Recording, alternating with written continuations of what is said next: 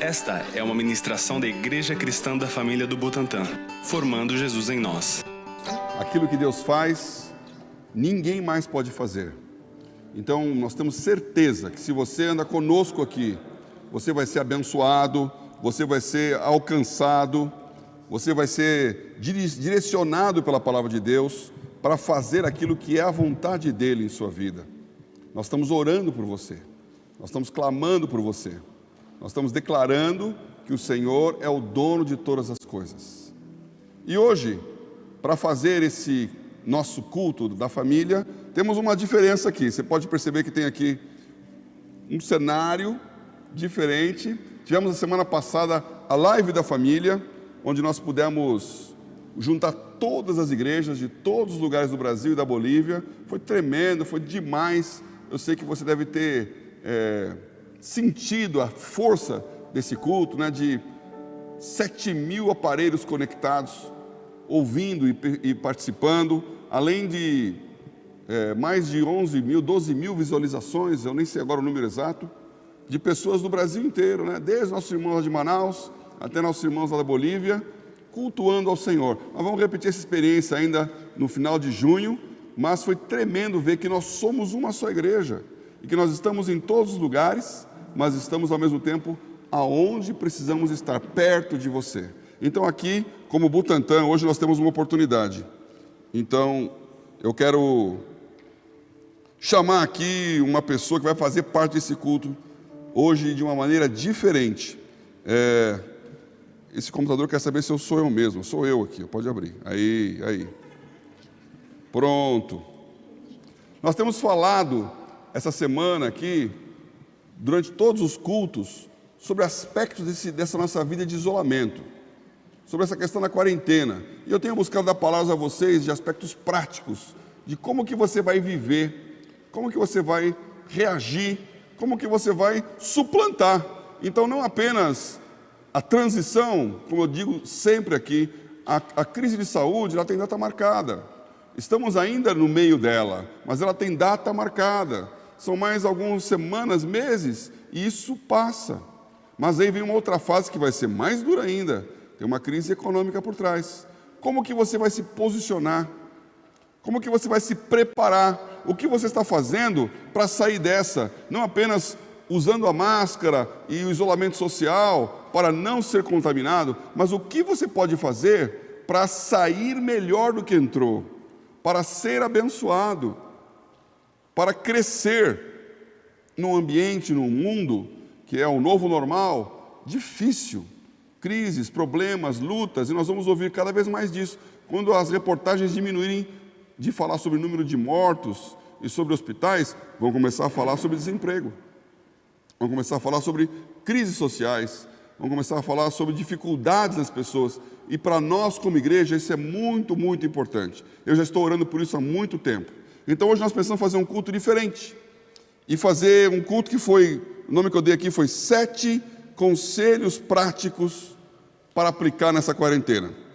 E para fazer isso, como é um conselho prático, eu queria trazer mais alguém para me ajudar nessa praticidade. Então, convidei para pregar com você, comigo, hoje aqui, o Nicolas. Venha para cá, Nicolas. Tudo bem? Tudo ótimo. De longe. Olha só, a ideia aqui vai ser a seguinte. Nós vamos dar 7 conselhos do que você pode fazer ou não deve fazer nesse período de quarentena. E para cada um desses conselhos, nós vamos fazer uma aplicação. Vamos fazer uma aplicação para você que é jovem e adolescente, como aplicar esse conselho, e para você que é adulto, como aplicar esse conselho. Então eu trouxe o Nicolas para me ajudar nisso aqui, e como é óbvio, ele vai falar para os adultos. Exatamente. Porque afinal de contas ele sempre foi considerado uma pessoa muito além da sua idade. Então vai falar para os adultos, eu vou falar para os adolescentes, já que este ano eu completei 15 anos de vida. Nasci 29 de fevereiro, sou bissexto, então 15 anos de vida, sou ainda um adolescente. Falou? Só que não, como dizem os adolescentes, né? Só que não. Obviamente não. Então, nós vamos fazer assim, sem mais delongas. Delonga é uma palavra que é do adolescente de antigamente, né? Hoje tem que falar que vamos começar logo a parada. E depois aí Nicolas me explica por que a gente fala parada e começa, né? Não faz nenhum sentido. Não faz nenhum sentido.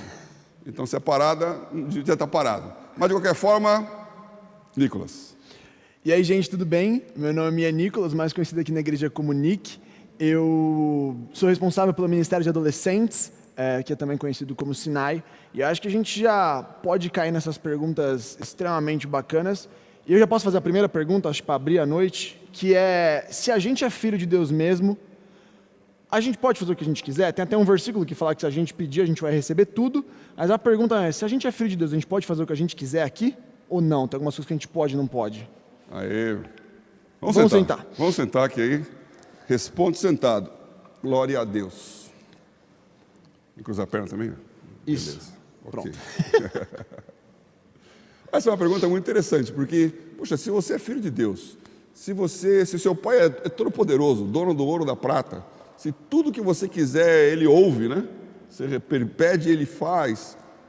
Então não tem alguma coisa que a gente não pode fazer?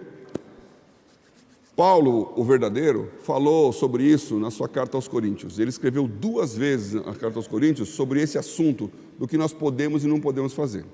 Então, primeira vez que ele fala isso é em capítulo 6, versículo 12, eu vou ler aqui. Todas as coisas me são lícitas, mas nem todas as coisas convêm. Todas as coisas me são lícitas, mas eu não me deixarei dominar por nenhuma. E aí, para ter certeza de que esse é um assunto importante, mais para frente, no capítulo 10, versículo 23, ele repete, parece até que é o mesmo versículo. Todas as coisas me são lícitas, mas nem todas as coisas convêm. Todas as coisas me são lícitas, mas nem todas as coisas edificam. Então, aqui que nós estamos vendo aqui, ó, primeira coisa, lícito. Lícito é o que é legal, né? Quer dizer, pode fazer. Eu, como cristão, posso fazer todas as coisas. Paulo falava, ninguém te julgue. Jesus falou para Pedro, o que parece você? O filho do príncipe, o filho do rei tem que pagar imposto? Não. Então nós não temos nenhum dever com ninguém, com nada nessa terra aqui. Mas tem coisas que não convém. Tem coisas que você não pode se deixar dominar por elas. Tem coisas que não edificam. Vou dar aqui alguns exemplos. Por exemplo, não convém falar palavrão. Não convém. Não convém. Não cabe. Estamos descobrindo aí hoje, né, senhor presidente? Não cabe falar palavrão. Eita. Não convém, porque tem situações em que não é daquela situação, não é daquele momento. Ainda que você possa. Então, lícito quer dizer legal. Ou seja, usando aqui meu chapéu de adolescente, é legal, mas não é da hora. Então, você não pode falar. Exemplo de coisa que você não pode deixar dominar. Videogame. Eita. Pode jogar, Pode jogar bastante, só não pode jogar demais. Se jogou demais, se você não tem o controle de parar, se você não consegue saber que passou do tempo, se você vai virar a noite fazendo aquilo, eu já cansei de acordar de madrugada pensando, o que eu fiz aqui, meu? E já teve até a época do videogame também, mas vendo televisão, né, você fica vendo uma série, um negócio, um documentário, de repente, você se deixou dominar. Não é legal. E por último, tem coisas que não edificam. Falar mal do outro. Não edifica. Falar mal do outro não edifica. Então você vê que a Bíblia, ela dá sábios conselhos. A gente vai juntar aqui 7 deles para entender coisas práticas que você, neste tempo aqui de quarentena, não deveria fazer ou deveria fazer. Então, vamos lá, Nicolas. Começar pelo primeiro conselho, que eu acho que é o mais interessante e muito pertinente para agora, que é simplesmente não reclamar. E é uma das coisas muito difíceis de não fazer, mas está em Filipenses, capítulo 2, versículo 14, fala, fazei todas as coisas sem murmuração nem contenda. E eu acho que uma das partes mais importantes desse versículo é a gente olhar para uma frasezinha que está escondida no versículo seguinte, no versículo 15, que fala que a gente fazendo isso, seremos reconhecidos como astros no mundo. Porque uma pessoa que não reclama, ela chama atenção. Quando você está dirigindo no trânsito, alguém te dá uma cortada e tem alguém do lado e você não reclama, ela vai perguntar, mas você não ficou irritado, você não ficou bravo? Quando tudo dá errado e você fica muito em paz, as pessoas estranham. Você está no trabalho e tudo dá errado e tudo começa a ir por água abaixo, a expectativa é não, vai todo mundo surtar, vamos tacar fogo no chão e vamos quebrar tudo. E essa expectativa do mundo, que a gente não tem que corresponder, é de não reclamar em nada. E eu gosto muito de outro versículo que fala sobre Jesus, em Isaías 53, versículo 7, e também no versículo 50, que fala que ele era como cordeiro mudo indo ao matadouro. Então Jesus, ele é o exemplo de, mesmo num lugar de injustiça, porque, né, nada mais do que reclamar é você se sentir injustiçado ou se sentir fora de lugar, é Jesus como exemplo de que alguém que estava ali e não reclama. Para um adolescente, para um jovem, a gente gosta bastante de fazer isso, principalmente na murmuração e, né, dando aquela praguejada básica, que quando alguma coisa acontece, você xinga, ou você faz você usa outra palavra, ou você faz um negócio mais legal ainda, né, que é ficar de bico, fazer aquele doce, que a sua casa parece a fantástica fábrica de chocolate do Willy Wonka, de tanto doce que você faz, e tudo que te oferecem você vai fazer birra. Então, você quer jantar? Não. Por quê? Nada. Tô bem. Você não está bem, só que você não vai falar, então você fica aquele reduto de reclamação, e eu acho que para o adulto é um pouco diferente. Ou não? O adulto, às vezes ele tem essa capacidade de não ficar fazendo esse mimimi que o adolescente, o jovem faz, mas ele também murmura, porque ninguém gosta de investir, falar, fazer, trabalhar, realizar, aí depois não ser reconhecido. Então, quando alguém, o seu chefe fala para você fazer um negócio, você faz, e ele não te reconhece, aí fica aquele rumble, fica falando pelo corredor, né? Puxa vida, ele não notou em mim, ou ele prometeu, não cumpriu, eu merecia, e você murmura para o outro e murmura para si mesmo também, e às vezes até murmura para Deus. Então, eu acho um texto muito legal também, que Pedro fala sobre isso, quando ele diz sobre a postura de Jesus. 1 Pedro 2, 21 e 22. Nesse capítulo de Pedro, ele diz assim: o qual, Jesus, não cometeu pecado, nem na sua boca se achou engano. Ou seja, Jesus fez tudo certo. Ele não tinha um erro, uma falha, ele não tinha um problema que pudesse mas também. Então ele fez 100%. Só que, quando injuriavam a ele, ele não injuriava. Quando padecia, não ameaçava, mas entregava-se àquele que julga justamente. Então, o primeiro conselho aqui, não murmurar, significa, não é se segurar para não ficar falando, ou então entrar num quarto escuro que ninguém está vendo e ir lá soltar o verbo. Não murmurar é uma coisa profunda, é uma postura interna.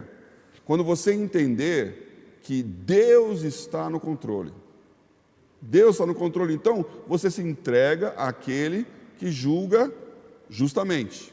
E já aproveita aqui, porque tem muita dúvida, fala assim, faz aquelas ameaças bíblicas, né? Aquelas profetadas, né? Você vai ver com quem está mexendo. Tá bom, você não reconheceu, né? Deus está vendo. Deus está vendo, vai pesar a mão. Depois quebrar o braço, depois não fala que eu não avisei.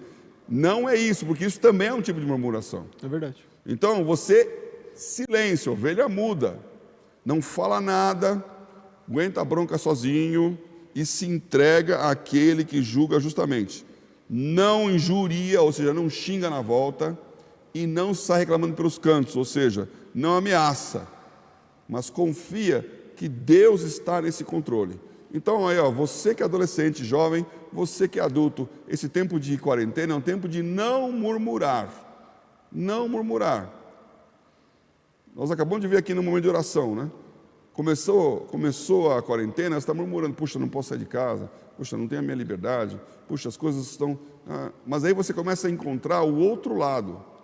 Você tem um tempo de ficar com as pessoas, você tem um espaço para pensar, para orar, você tem um motivo de adoração, aí você vai parar de murmurar, porque você vai entender que Deus está falando com você, que Deus está no controle. E isso aqui me leva para o nosso engatar no segundo conselho, né? Porque se você não murmurou, quando as coisas não saem do seu jeito, é porque você tem uma postura no seu coração que já enxerga a situação diferente. Então, o segundo conselho que nós queremos dar para você essa noite é agradecer. Saiba agradecer. Então não é apenas não murmurar, é agradecer. Tenha um coração grato. Entenda o que está acontecendo. E se você se colocar na postura de devedor e não na postura de credor, você vai conseguir agradecer. Muita gente parece que nasceu na cadeira do credor. O mundo está devendo alguma coisa para ele. Então, quando alguma coisa acontece, você fala, não fez mais do que obrigação. Você nunca vai ser grato se você não sentir que a pessoa que agiu a seu respeito fez além do que ela deveria, fez mais do que ela precisava. Você tem que ter um coração grato. Primeiro a Deus, que foi aquele que te salvou, aquele que te guardou, aquele que te amou antes que você amasse. Então você tem que ser grato a Deus. Mas você não vai conseguir ser grato a Deus se não for grato ao seu irmão, ao seu próximo, ao pai, ao que está em volta. Por isso Paulo fala em 1 Tessalonicenses 5,18, em tudo dai graças. Em tudo. Estamos na pandemia, graças a Deus. Estamos na crise, graças a Deus. Há um propósito. Postura de Jó. Deus me deu o bem e eu agradeci. Agora vem o mal, eu não vou agradecer? Deus sabe todas as coisas. Deus está no controle. Seja grato a Ele. Tenha um coração agradecido e você vai parar de reclamar da vida. Então, adultos, gratidão pelo seu relacionamento. Você já olhou para as pessoas que estão à sua volta? Às vezes nós estamos tão preocupados em receber a atenção de alguém de fora, que nós não estamos sendo gratos a Deus por aquele que já está do nosso lado. Você já agradeceu pela sua esposa, pelo seu marido, pelo seu filho, pelo seu irmão, pela sua irmã, pelos seus pais? Você já conseguiu agradecer a Deus porque eles estão aí do seu lado? Coração agradecido. Às vezes, se você recebesse aí um convite de um grande ator ou de um jogador de futebol para assistir um jogo lá na primeira fileira, um show na primeira fileira, você ia agradecer, muito obrigado. Essa pessoa não tem nada com você. Você já agradeceu aquele que está à sua volta todo o tempo? E que é a pessoa que só vai descobrir que faz falta quando ela sair? Então, agradeça agora, enquanto dá tempo. Agradeça porque Deus está no controle. Agradeça porque Ele sabe o que faz. Agora isso aí, padrão adulto, né? Não sei como é que é a garotada aí. Tem uma história muito legal, que é de um adolescente jovem, era um menino de 17 anos, ele estava passando por uma fase muito difícil, e a primeira frase que ele falou para mim foi, eu não pedi para ter nascido. E essa é a frase mais ingrata que você pode falar na sua vida inteira, que é, não, mas eu não pedi para ter nascido, eu não precisava disso. E naquela hora, aquilo veio como uma bomba para mim, porque gratidão não é algo objetivo. Gratidão é um negócio super subjetivo, porque não tem uma medida, é como você reage àquilo. E a primeira coisa que me veio na cabeça foi uma experiência que eu tive, e que eu compartilhei com ele, que foi, eu estava no meu escritório, e a gente estava tendo um amigo chocolate, e tinham me prometido dar uma caixa de chocolate. E eu falei, rapaz, eu quero muito uma caixa de chocolate, porque eu sou um pouco chocolatra. E a pessoa acabou não dando essa caixa de chocolate, ela me deu só um bombom. E eu fiquei relativamente muito chateado com aquele bombom. Falei, cara, eu estava esperando 12 vezes mais bombom, e é só um bombom. E coincidentemente, uma semana depois, literalmente uma semana depois, essa mesma pessoa me trouxe outro bombom. Só que eu não esperava por esse bombom. E eu fiquei bizarramente feliz por ter ganhado um bombom. Porque a única diferença nessas duas histórias é que em uma eu esperava muito e na outra eu esperava demais. E acho que a gente tem que colocar nossa gratidão no Senhor e fazer o que Tessalonicenses capítulo 5, 18 fala, que é dei graças a todo momento, porque é assim que Deus se agrada. Então, cara, se Jesus já deu tudo para mim, e o resto é simplesmente consequência ou passageiro, a principal coisa eu já ganhei. Então, em comparação com o resto, eu estou sempre no lucro. Eu acho que isso faz a gente ser muito mais grato. E acho que isso faz a gente se mover. E falando de se mover, acho que a gente já pode emendar no terceiro conselho aqui, que eu acho que é super poderoso, e nesse tempo de quarentena é muito pertinente, que é não tenha preguiça. E isso aqui vai vir com uma bomba para uma galera aí. Isso aqui é a nossa rápida militância contra as pessoas que estão dominando o sofá e passando mais de 8 horas no sofá. Porque a preguiça em si, ela é as desculpas que a gente dá pra gente para não fazer alguma coisa na hora. É a nossa famosa enrolação, ou como o termo mais mainstream vai chamar, é procrastinação. E muitas vezes eu já vi gente falar que preguiça não é bíblico e que não tem nada sobre preguiça na Bíblia. Então a gente separou aqui 5 versículos de Provérbios que falam exclusivamente de preguiça, tem muitos outros, mas eu vou fazer questão de ler os 5 para você sair da live tendo certeza absoluta que não, preguiça não é de Deus, e que isso sim é diabólico, isso sim tem que ser combatido. Então, vamos lá. Primeiro versículo, Provérbios capítulo 6, versículo 9. Ó preguiçoso, até quando ficarás deitado? Quando te levantarás do seu sono? Segundo versículo, Provérbios capítulo 10, 26. Como vinagre para os dentes, como fumaça para os olhos, assim é o preguiçoso para aqueles que o mandam. Terceiro, Provérbios 21, versículo 25. O desejo do preguiçoso mata, porque as suas mãos recusam trabalhar. Isso aqui é bem poderoso. Versículo 4, Provérbios 22, 13, diz o preguiçoso, um leão está fora, serei morto no meio das ruas. E Provérbios 26, 14, que ele repete, né? Esse o leão está fora, não posso sair. E aí ele continua, como a porta gira nos seus gonzos, assim o preguiçoso gira na sua cama. E tem uma única coisa em comum desses 5 versículos sobre o preguiçoso, que é ninguém gosta do preguiçoso. Deus não gosta do preguiçoso. As pessoas não gostam do preguiçoso, como o próprio capítulo 10, 26 fala que ele é vinagre para os dentes e como fumaça para os olhos para aquele que os mandam. E no versículo 21, e no capítulo 21, 25, ele mostra que nem o preguiçoso gosta dele mesmo. Porque fala que o desejo da preguiça, o desejo do preguiçoso mata, porque as suas mãos recusam trabalhar. E não tem como a gente olhar para isso e olhar para Jesus e achar que Jesus era preguiçoso. Porque eu vejo Jesus fazendo em 3 anos todo o ministério deles, sem uma ponta do lugar do descanso de não, vamos parar aqui, vamos ficar um tempinho e vamos dar uma curtida. Não, existia um tempo de dormir, existia um tempo de comer, mas não existia um tempo de esperar e procrastinar. Então, a preguiça, às vezes, da gente ficar adiando as coisas, ela cria um problema muito maior. E eu posso falar como um bom jovem, que a gente, por causa do celular, tem faixa preta na arte de procrastinar, vendo TikTok e no Instagram. Eu tive que colocar timers durante a quarentena em todos os aplicativos, porque se eu passar o tempo, eu simplesmente fecho o aplicativo na minha cara e eu não posso mais usar ele. Porque você tem que tomar uma medida radical às vezes. Mas é muito comum hoje a gente tendo tanto entretenimento, principalmente sendo jovem, ou até mesmo adulto, a gente tem muita opção para fazer as coisas. Então é muito difícil fazer as coisas prontas logo. E é por isso que às vezes a preguiça tem que ser um motivo de oração.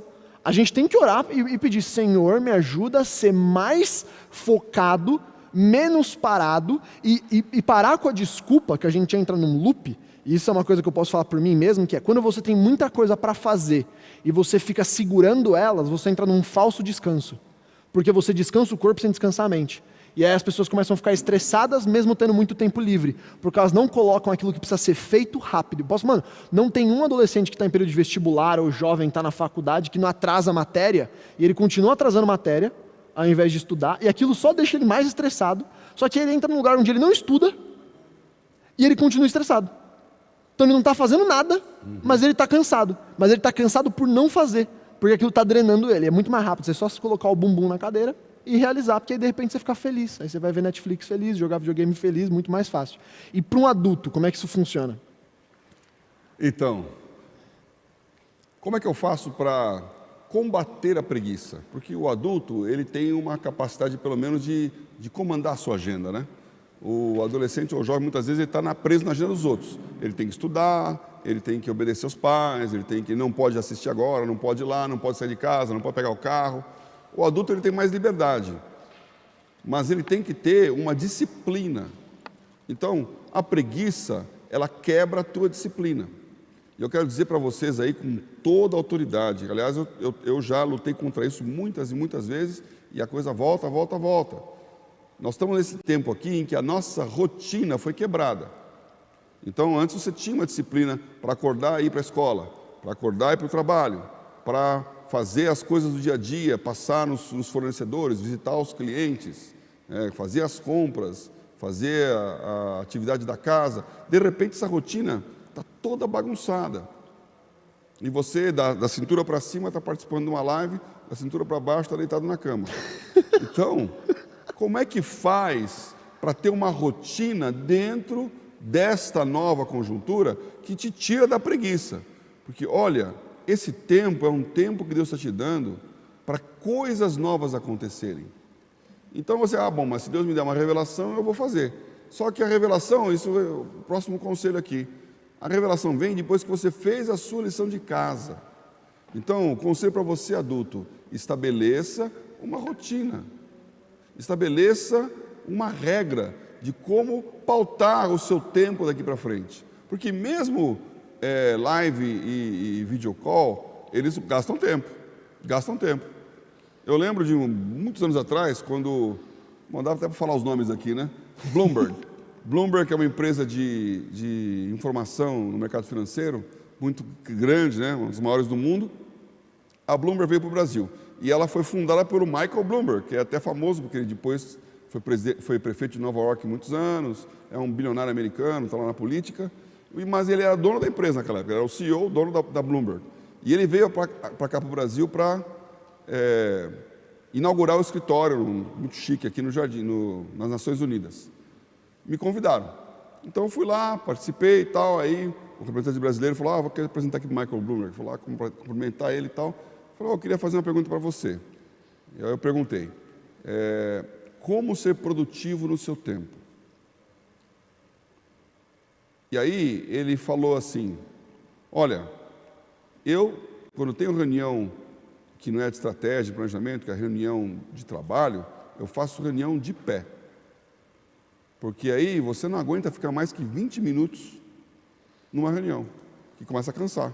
Então não senta não, fica de pé e a reunião tem que render. Eu ouvi aquilo e falei, puxa, nós aqui, que igreja, então a gente faz reunião de horas, né? Horas. E vai, e volta, e sai. Então isso é o lado da procrastinação. Você vai enrolando as coisas. Você vai não desenvolvendo. Então, tente ser mais produtivo, tente ser mais assertivo, tente voltar ao foco daquilo pelo qual você começou aquela jornada. Porque aí você vai estar preparado quando vier a hora de fazer alguma coisa. Então, você não vai ser convocado para jogar o jogo da final, de repente. Isso tem um processo.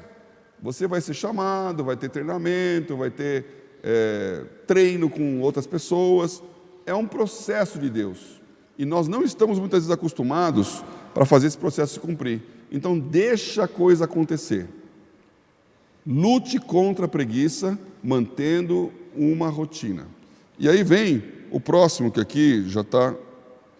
Esse protetor de tela aqui é meu amigo, hein? Que beleza. O próximo conselho, que é o nosso quarto conselho, que é ter diligência. É o oposto da preguiça. Ser uma pessoa diligente. Eu já falei sobre isso aqui em uma dessas pregações de domingo. E eu quero reler um texto com você aqui, que é Provérbios também. Provérbios, capítulo 13, versículo 4. A alma do preguiçoso deseja e coisa nenhuma alcança, mas a alma dos diligentes engorda. Lembra até que eu fiz essa brincadeira aqui, é a alma dos diligentes, não é o corpo. Porque o preguiçoso, ele engorda, né? Fica lá sem fazer nada, comendo, vai engordando. O que tem que engordar não é o seu corpo, é a sua alma. É isso. E isso vai ser feito com diligência. Então a diligência é essa prestatividade, essa presteza de fazer as coisas quando elas precisam ser feitas. Então é a agenda positiva. É você saber que no final tem um galardão. Então se você é uma pessoa que entrega, as pessoas estão vendo isso. Elas estão reparando isso. A sua diligência vai dar galardão. E é mais importante na hora em que ninguém está vendo. Então agora é a hora de ser diligente. É quando você está em casa, que você pode ir lá esconder o jogo do chefe, não tem o cara olhando, um prazo está lá longe. Seja diligente. Isto vai te dar um discernimento de Deus do que você vai fazer. Vai abrir uma porta espiritual.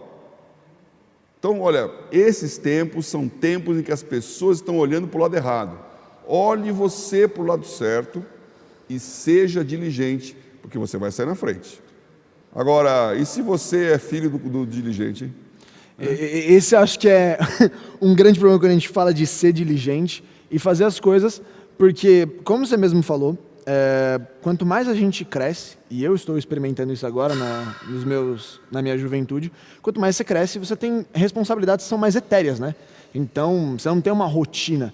E eu vejo muito que, para o jovem, para o adolescente, você já cultiva isso muito antes na diligência, que é fazer aquilo que foi te dado um pouquinho a mais. Então, na hora que a gente está falando de fazer um pouquinho a mais, é você já criar o hábito daquilo que é muito bem visto na Bíblia, e tem uma parábola dos talentos, que é sobre multiplicar os talentos. A gente tem um livro inteiro da Bíblia, que é sobre uma mulher que trabalhou mais do que precisava trabalhar, e por isso chamou a atenção, na verdade, de um marido, que é o livro de Ruth. Então, ser excelente e diligente é um ponto. E umas coisas que eu aprendi bem pequeno, é que eu preciso fazer cada dia ser 1% melhor quando eu estou jovem. Porque eu tenho menos responsabilidade. Então eu posso me dar o luxo de, ao invés de ter que cuidar da minha casa, ao invés de ter que cuidar da minha esposa, ao invés de ter que cuidar dos meus 24 filhos que estão correndo e quebrando todos os móveis, eu posso simplesmente pegar esse tempo e garantir com que cada dia eu esteja 1% melhor. E que todo final de dia eu fiz uma pergunta que, se você é jovem, você tem que fazer, que é: o que eu aprendi sobre o Senhor hoje? Então, se no final do dia você fizer essa pergunta: o que eu aprendi sobre o Senhor hoje? E a resposta for nada, o dia foi ruim. O dia foi perdido. O dia só não é perdido quando a gente aprende mais alguma coisa sobre Deus, porque é o que Paulo fala em Coríntios: aquele que não é casado, que dedique o seu tempo ao reino dos céus, porque aí sim as coisas serão acrescentadas. Então, cara, se é adolescente, se é jovem, se está aqui, termina todo dia e faz uma única pergunta: você aprendeu alguma coisa? Porque essa pergunta é mais poderosa do que a agenda, a rotina, vou ler livro, porque essa pergunta faz com que todo o seu dia gire em torno de uma única coisa, que é conhecer a Jesus. E acho que a gente já entra, a partir disso, no nosso quinto conselho, que vai ser um pouco pesado, mas não seja ignorante. Não seja ignorante, e não no sentido de ser rude, mas no sentido de não querer conhecer. E um versículo que é muito comum sobre isso é Oséias capítulo 4, versículo 6, que fala: o meu povo foi destruído porque lhe faltou conhecimento. E é exatamente esse lugar de ser 1% melhor que amarra esse conceito, que é tipo assim: cara, o que eu vou fazer hoje para continuar conhecendo a Deus? E a gente coloca muitas travas, eu acho, às vezes, ao nosso redor, e não percebe que o foco de tudo aqui é conhecer o Senhor, porque Ele sendo conhecido por nós, a gente vai fazer Ele ser conhecido. Eu gosto muito daquela frase, que é de um missionário, ela virou bem mainstream, que é conhecê-lo e fazê-lo conhecido, que eu acho que é o único objetivo de vida de um cristão, que complementa o chamado e a vocação, porque a gente não está aqui para trabalhar, a gente não está aqui para ser feliz, a gente não está aqui para ganhar grandes prêmios, a gente está aqui para conhecer a Deus e para fazer Ele conhecido. Então, quando a gente fala de não ser ignorante, é de não deixar de conhecer a única coisa que realmente importa, que é Jesus. Tem até uma música muito conhecida do Alessandro Vilas Boas, que é Quero Conhecer Jesus, e é uma música muito poderosa, porque ela resume o anseio do que a gente está fazendo aqui. Então, assistir o culto, quando ele começa a ser uma agenda, e não um prazer, a gente começa a inverter as prioridades da vida inteira. Por isso que eu achei esse um dos conselhos importantes aqui, que é: se a nossa agenda está muito cheia para Deus, quer dizer que a gente não tem agenda. A gente tem um Deus chamado agenda, e um bonequinho chamado Jesus que a gente leva no bolso para quando a gente precisa. Porque se a gente serve outra coisa que não é a Jesus, Ele é o nosso ídolo, Ele é o nosso Deus. Então a pergunta é: será que a gente está deixando de encaixar Deus, ou será que as coisas têm que se encaixar em Deus? Isso para o adolescente é muito mais fácil, porque é uma questão que se aprende cedo. O problema é quando você não aprende isso cedo, e você acaba ficando adulto e cresce demais, porque acho que a coisa complica. Aí a questão, aliás, olha, isso é muito importante, porque a Bíblia fala muito sobre conhecimento e fala muito sobre sabedoria. Sim. E tem uma diferençazinha aí. Porque quando você tem menos de 25 anos, você está adquirindo conhecimento. Então a criança nasce, ela é um HD em branco. Ela está guardando coisa, guardando coisa, guardando coisa. Então ela é uma biblioteca que vai adquirindo conhecimento. Ela aprende palavras novas, ela aprende conceitos novos, ela aprende definições. E aí você vai para a escola adquirindo conhecimento, né? Você vai saber o que é fórmula de Bhaskara. Não sei se os mais velhos vão lembrar dessa palavra aí. Mas quem está lá no fundamental tem que saber esse negócio. Vai saber fazer um monte de conta, vai saber conjugar verbos, vai ter os tempos verbais. Isso é conhecimento. E que você pode pensar: poxa, mas eu faço o que com isso? Você tem que adquirir sabedoria a partir do conhecimento. Então, numa hora em sua vida, aquela quantidade de conhecimento que você adquiriu vai te tornar uma pessoa sábia nas decisões, nos discernimentos, nas definições. Paulo coloca isso de uma maneira magistral em 1 Coríntios. No capítulo 1, ele vai falando desse conhecimento de Deus. Ele vai falar: quem sabe o que Deus pensa, senão o Espírito Santo de Deus? Porque ele vai lá nas profundezas de Deus e traz os mistérios, coisa que a gente não sabe. Eu sou ignorante, eu não sei o que Deus pensa. Deus falou para Isaías: os meus pensamentos não são os seus pensamentos. Então você não sabe as coisas, você não sabe como funciona. Jó fala muitas vezes isso: ó, quando você souber como funciona o vento, vem falar comigo. Conhecimento, ciência. E as pessoas, elas estão muito atrás de ciência hoje, falando que é importante, porque é importante. Agora, muita gente tem conhecimento, mas não tem sabedoria. Então lá, quando ele continua em 1 Coríntios 1, indo para o capítulo 2, ele fala que o homem natural não compreende as coisas do homem espiritual, porque elas se discernem espiritualmente. E o homem espiritual discerne bem todas as coisas, e por ninguém é discernido. Então aqui, nesse conselho, nós queremos que você compre sabedoria. E como é que você faz sabedoria? Primeiro, se você está lá no cultinho, vai adquirir conhecimento. Conhecimento literal da Bíblia. Leia todo dia. Conheça as histórias. Saiba quem foi Bezalel. Se você não sabe, bom, dá para ver um dos meus mensagens atrás aí. Mas se você não sabe, vai lá no Google, lá, Bezalel. Você vai descobrir um personagem bíblico que quase ninguém conhece. Então não fica só em Jesus, Pedro, Tiago, João e o barquinho. Você tem que sair para coisas maiores do que isso. Com esse conhecimento, compre sabedoria. Tiago 1 fala que a sabedoria Deus dá para quem pede, e Ele não lança em rosto. Agora, peça, porém, com fé, porque aquele que pede sem fé é inconstante como uma onda, que vai e volta, vai e volta. Então ela está sempre em movimento, mas nunca sai do lugar. Quem não tem sabedoria, agita muita coisa, mas nunca prospera, nunca cresce. E olha, você que está me ouvindo aqui, pode ser membro da igreja, membro da família Butantan, ou então pela primeira vez vendo esse vídeo aí que alguém te passou. Nós estamos no momento em que quem tiver sabedoria vai sair por cima. Tem muita oportunidade. E nós vamos ter a maioria das pessoas olhando para a crise.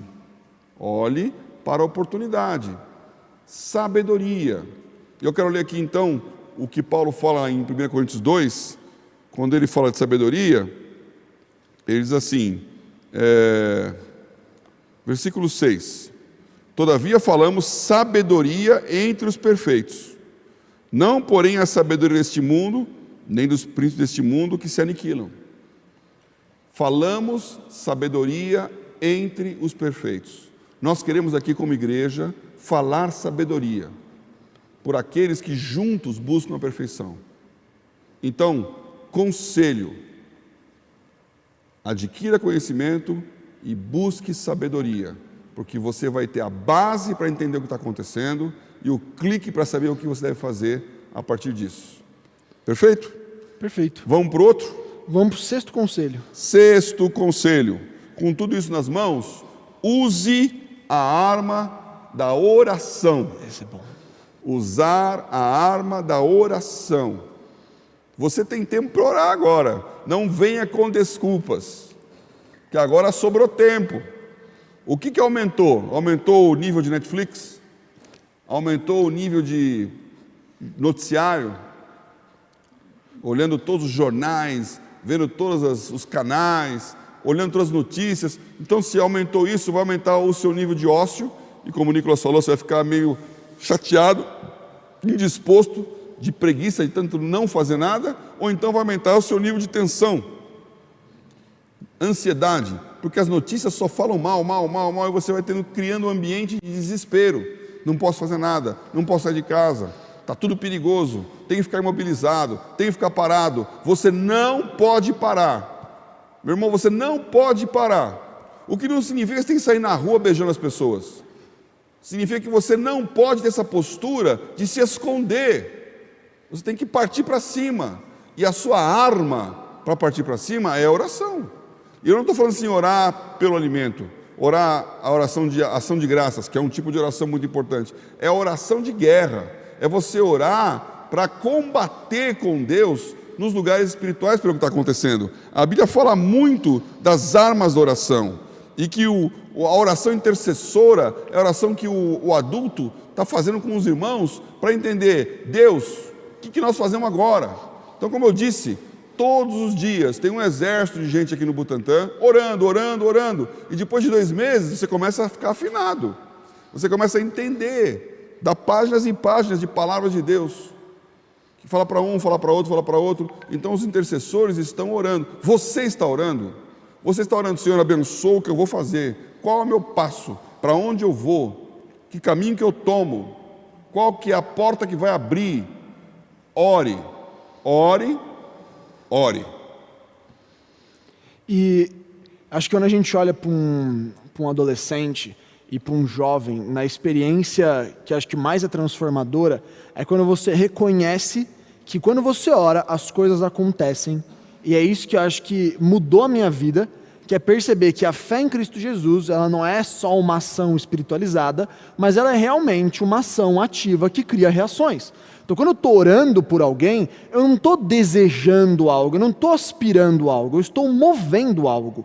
E essa fé de estar movendo algo é a certeza de que quando alguém chegar e falar para você que está doente ou que está com um problema, a gente não vir com aquele senso altruísta gospel, que é aquele lá, vou estar orando por você, vai dar tudo certo, vou estar em oração, que é a maior mentira que você conta para alguém, que é vou estar orando por você. Eu duvido que você pegou alguém que você falou, estou orando por você, e você ficou um mês orando pela pessoa. Por isso que eu falo assim, a resposta básica é, vou orar por você. Aí você solta o celular, ora, terminou de orar, ou manda orado, que eu acho que é a melhor resposta possível. E na certeza de que quando a gente está orando, a gente está movendo algo.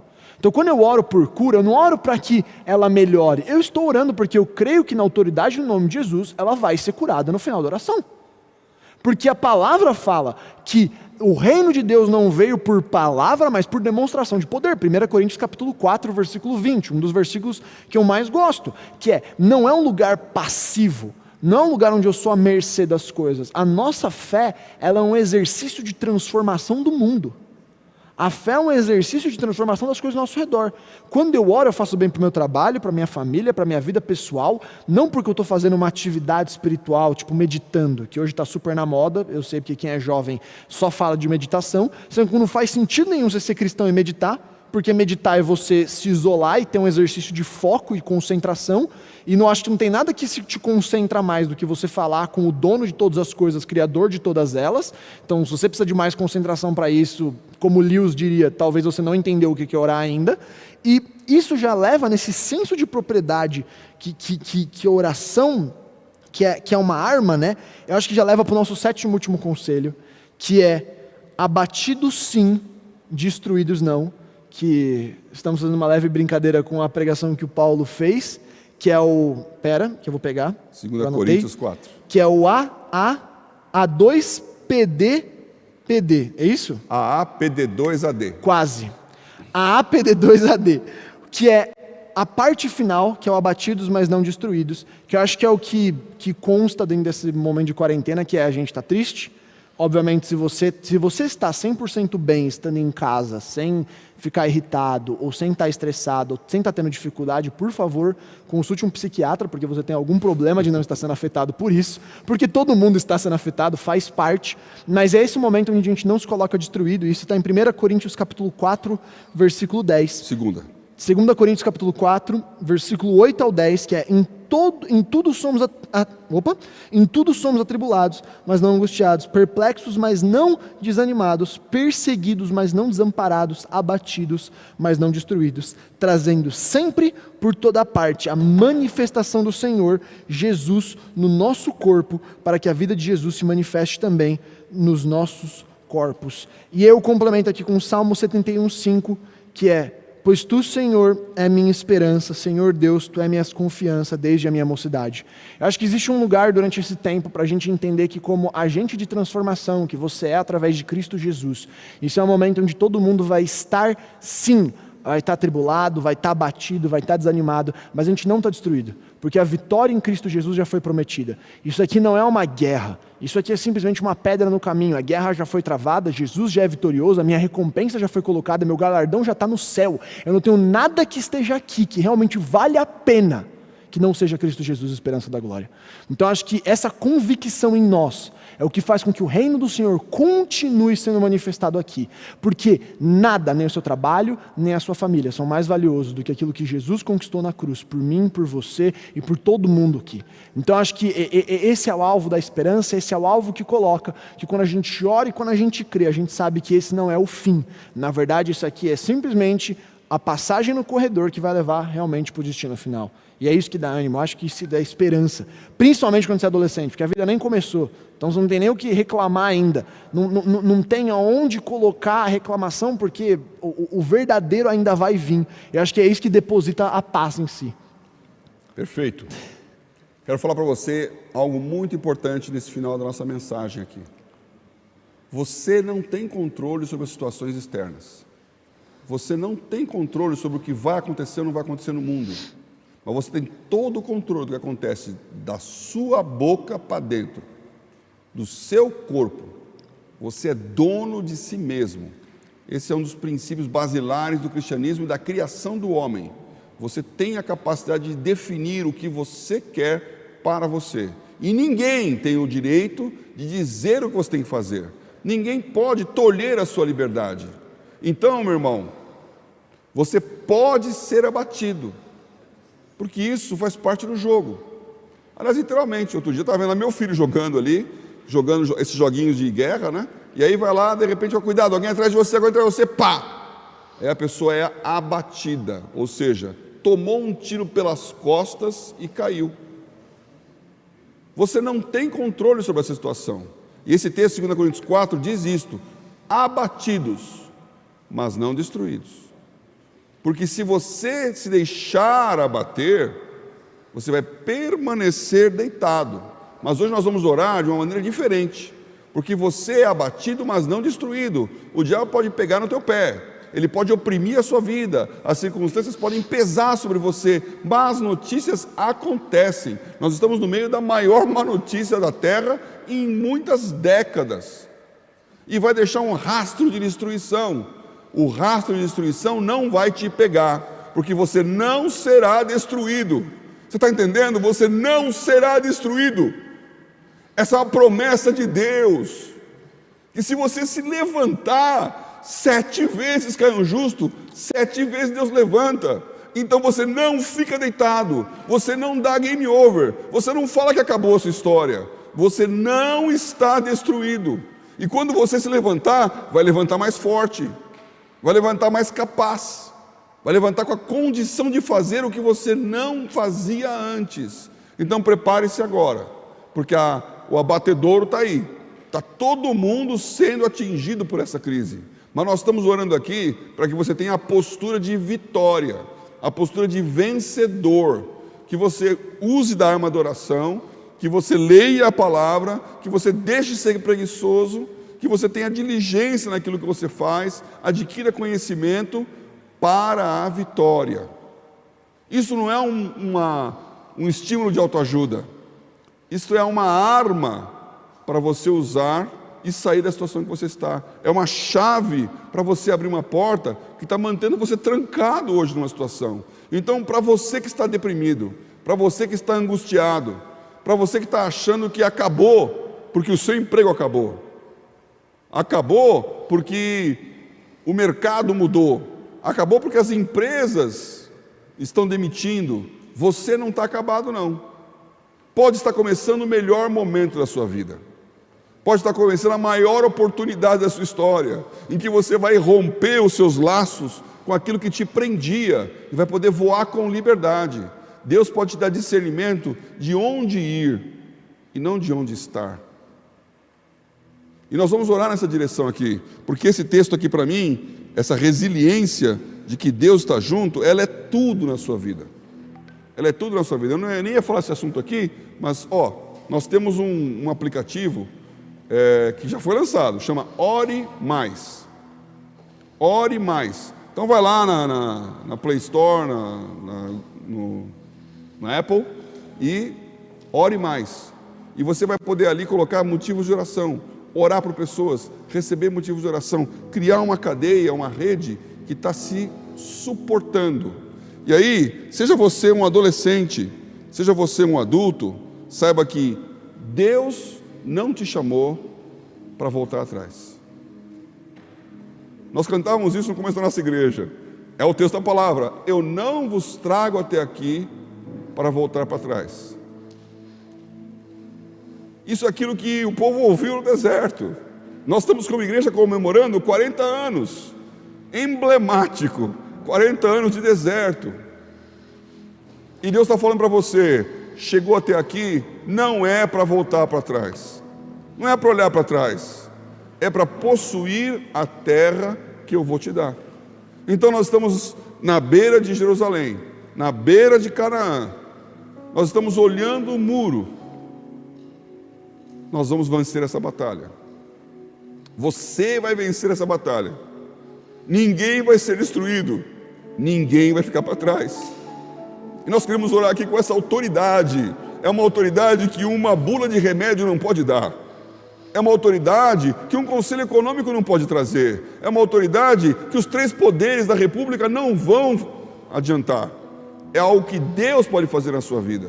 E nós vamos orar aqui. Eu quero que o Nicolas ore por você que é adolescente e jovem, para que você pense: minha vida está começando, eu vou usar esse tempo.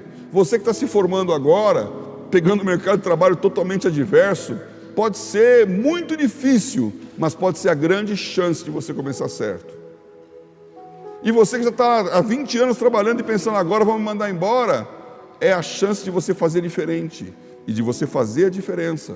Então nós vamos orar por você agora. Nós vamos orar por você adolescente, por você jovem, por você adulto. Nós vamos orar por você igreja, porque você não está destruído e a vitória já foi dada em Cristo Jesus. E nós vamos sair desta crise maiores, mais fortes e mais unidos, como um corpo, como uma família. Amém? Vamos orar? Eu quero, se você é um jovem ou você é adolescente, eu quero que você possa estender as suas mãos como se fosse receber um presente, em fé, você realmente receber aquilo que o Senhor vai estar operando aqui em nós.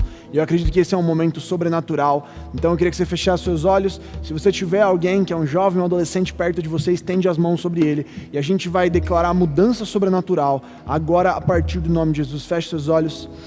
Senhor, obrigado por esse momento, pelo privilégio da gente poder estar aqui na sua presença, pelo privilégio da gente poder estar aqui como igreja, recebendo a sua palavra, tendo oportunidade através da tecnologia, ouvir aquilo que está no seu coração. Senhor, eu oro agora para todas as pessoas que são adolescentes, que são jovens, que são crianças, que estão agora antes dos seus 25 anos e estão passando pelas primeiras fases e momentos, que eles possam estar firmes no Senhor, que eles possam não ser destruídos por essa crise. Glória seja manifestada, e para que cada dia mais nós possamos te conhecer e as pessoas ao nosso redor possam te conhecer também, em nome de Jesus, em nome de Jesus. Aleluia. Amém.